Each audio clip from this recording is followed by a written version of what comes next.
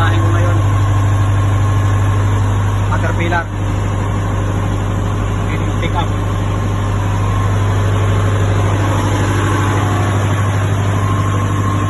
Wait. Ito lang magaling pick up.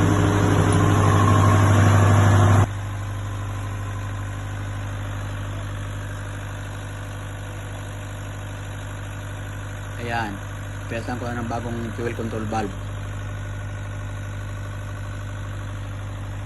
Pati yung magnet pickup, tuturo ko din sa inyo. Pinalitan ko rin yun. Yung magnet pickup naman na yan, yan ay para sa speed control. Pag yan ay sira din, ayaw din yung umandar. Ayan, yung hawakan ko na yan. Yan yung magnet pickup, speed control. Ayan. Then, isa pa, pinalitan ko rin yan kasi mahina na siya eh. Feed pump ng fuel. And then ito, i-start ko na siya. Ayan na, nakikita natin na mayroon na siyang record frequency. Ayan. Sana makatulong sa mga mekaniko rin dyan sa barko.